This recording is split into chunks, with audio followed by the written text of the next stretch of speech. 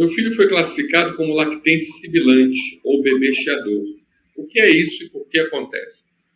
That I don't know what it means, bebê chiador. Yes. It's the children that got some kind of the children that got small children that got a very serious lung disease or continuous lung disease, lung obstruction as asthma. How can I say? Maybe when you got I'm trying to translate for English what I that's how it's all. You know. Bronchiolitis. Bronchiolitis. Yeah, bronchiolitis. Bronchiolitis. Okay. He continues a status as bronchospasm. Bronchiolitis obliterans, maybe. Obliterans. Yeah, the best.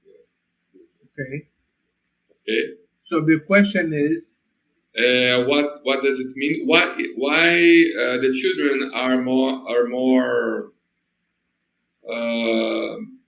susceptible to such condition, clinical condition? Okay, so that is a tough question. Well, it's an interesting question, I would say. First of all, there's something called the atopic march, right?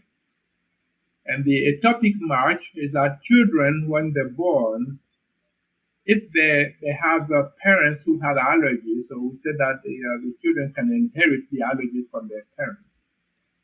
So those children who have a gene favor for allergies, around 3-4 months, when the mothers start transitioning them to introduce solids in their diet, all of a sudden they start having eczema. So they get the eczema flare. So then after the eczema, then 3, 4, 5 months, they get a viral infection, RSV infection. So when they get the RSV infection, they start wheezing. So wheezing and coughing and shortness of breath. Some of these children, they outgrow it, a few years later, they outgrow that type of wheezing and coughing. But many of them, they continue through our life having those reactions. Because that when they start wheezing and coughing, that's the asthma. So they start having that severe asthma that goes on, and some of them can be very severe, some of them can be less severe. Again, the strategy for me for treating the asthma is what I elaborated on before, which means before infections comes in, because those children, as soon as they're exposed to cold virus, or they're exposed to flu virus, or they're exposed to any virus, all of a sudden they get severe respiratory problems. So you have to devise a strategy to prevent them from having those reactions. And the strategy is to control the nose. So make sure you control the nose, because the nose is the driver.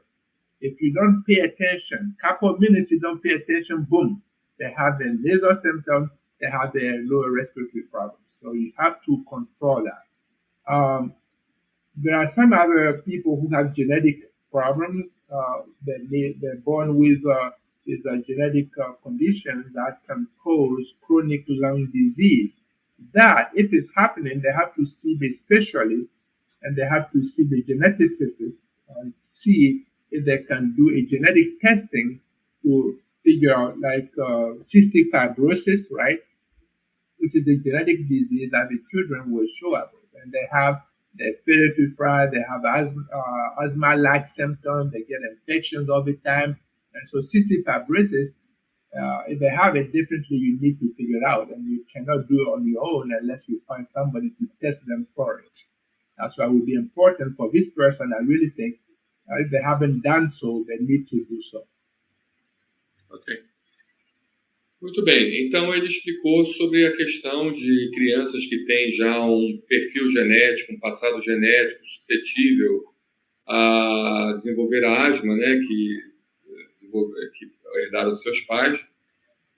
quando eles pegam determinadas infecções, né, seja gripe, seja outros tipos de infecções, mas nesse caso específico, o vírus sincicial respiratório, ele pode desenvolver, então, esse problema chamado bronquiolite, que nós comentamos. E, muitas das vezes, essa bronquiolite, ela melhora, você consegue eliminar, o seu corpo consegue eliminar esse vírus sincicial respiratório, mas deixa uma cicatriz sorológica dentro do organismo, né? Ou seja, uma cicatriz imunitária, um desbalanço imunitário,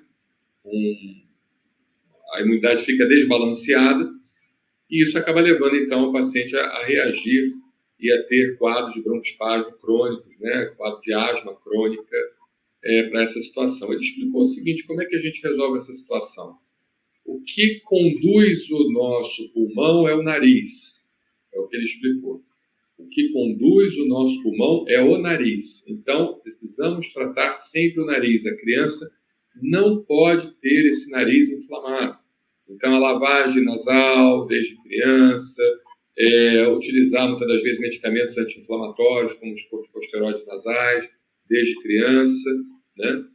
Justamente para controlar, porque o corticoide nasal, apesar de ser esse nome, esse bicho-papão chamado corticoide, mas ele vem em microgramas, ele é uma quantidade muito pequena. Então, se a criança tiver uma idade apropriada, ela pode utilizar o corticoide nasal sem nenhum problema, caso ela vive num ambiente suscetível e que ela comece a desenvolver sintomas. Então, o que manda no pulmão é o nariz. Então, se o seu nariz está saudável, a chance de você desenvolver infecções oportunistas, como gripe, como Covid, como vírus respiratório, vírus diversos, né?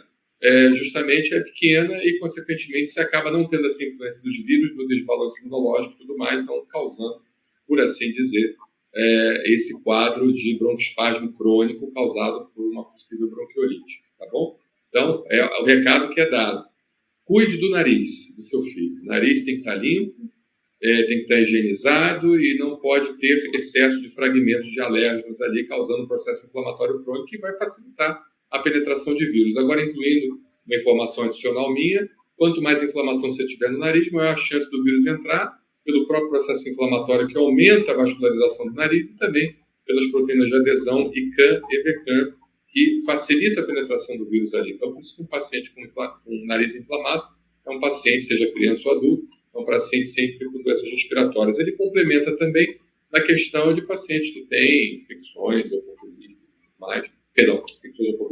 infecções genéticas e tudo mais, como a fibrose cística, que é uma condição que pode levar também a acometimentos, que precisa procurar um geneticista e médicos especializados em doenças raras ligadas ao pulmão, tá bom? Mas, no geral, o nariz conduz o pulmão.